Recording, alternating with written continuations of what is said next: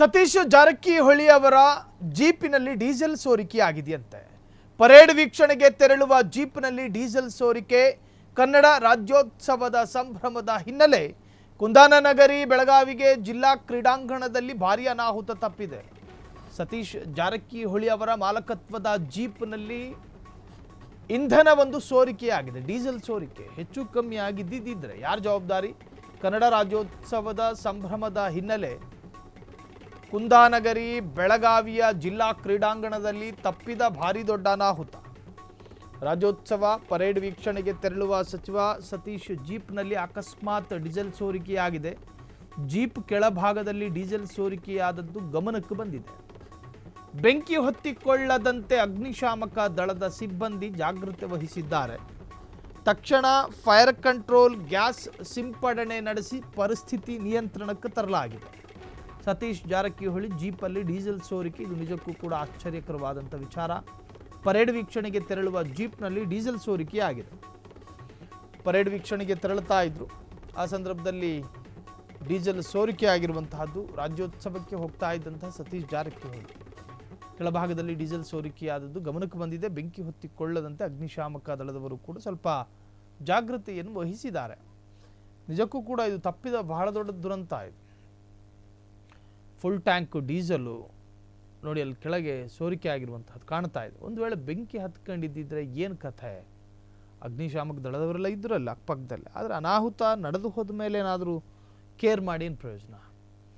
ಅದೃಷ್ಟವಶಾತ್ ಯಾರ ಪ್ರಾಣಕ್ಕೋ ಅಥವಾ ಅಲ್ಲಿನ ಯಾವುದೇ ಕಟ್ಟಡಕ್ಕೋ ಹಾನಿಗಳಾಗಲಿಲ್ಲ. ಬಟ್ ದೊಡ್ಡ ದುರಂತ ಒಂದು ತಪ್ಪಿದೆ. ಇದು ಲೋಕೋಪಯೋಗಿ ಸಚಿವ ಸತೀಶ್ ಜಾರಕಿಹೊಳಿ ಅವರ ಮಾಲಕತ್ವದಲ್ಲಿರ್ತಕ್ಕಂತಹ ಜೀಪು. ಆ ಜೀಪ್ನಲ್ಲಿ ಡೀಸೆಲ್ ಸೋರಿಕೆ ಆಗಿದ್ದು ಒಂದಷ್ಟು ಜನರಿಗೆ ಆಶ್ಚರ್ಯವನ್ನು ಕೂಡ ಮೂಡಿಸಿತ್ತು. ಆ ದೃಶ್ಯವನ್ನು ನೀವೇ ಗಮನಿಸ್ತಾ ಇದ್ದೀರಿ ಎಂದು ಕವಿ ಡಿ.ಎಸ್. ಕರ್ಕಿಯವರು ಕನ್ನಡಾಂಬೆಯಲ್ಲಿಯೇ ದೀಪಾವಳಿಯನ್ನ ಕಂಡಿದ್ದಾರೆ. ಭಾಷೆಯಲ್ಲ, ಅದೊಂದು ಭಾವನೆ, ಅದೊಂದು ಬಾಂಧವ್ಯ, ಅದೊಂದು ಸರ್ವ ಜನಾಂಗದ ಶಾಂತಿಯ ತೋಟದ ವಾಸ್ತವ್ಯ. ಕನ್ನಡವೆನಗೆ ಎಂದು ಸಾಲಿ ರಾಮಚಂದ್ರ ರಾಯರು ಕನ್ನಡ ನಾಡಿನ ಪಾವಿತ್ರ್ಯತೆಯನ್ನು ಕೊಂಡಾಡಿದ್ದಾರೆ.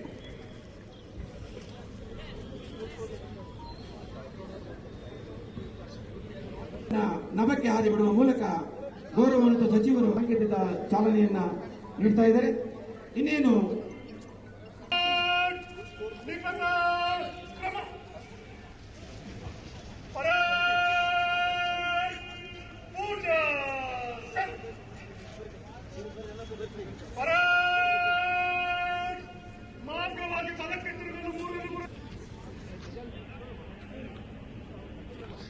ಜಿಲ್ಲಾ ಕವಾಯತು ಆರಂಭಗೊಂಡಿದೆ. ಶ್ರೀಯುತರು ಬಿಜಾಪುರ ಜಿಲ್ಲೆಯ ಇಬ್ಬರಿಗೆಯವರು 35-2007ರಲ್ಲಿ ಸೇವೆಯನ್ನು ಆರಂಭಿಸಿರುವ ಶ್ರೀಯುತರು ನಾಗೇನಹಳ್ಳಿ ಕಲಬುರಗಿಯಲ್ಲಿ ತರಬೇತಿಯನ್ನು ಪಡೆದು ಇದೀಗ ಬೆಳಗಾವಿ ವೀಕ್ಷಕರಾಗಿ ಸೇವೆಯನ್ನ ಸಲ್ಲಿಸ್ತಾ ಇದ್ದಾರೆ.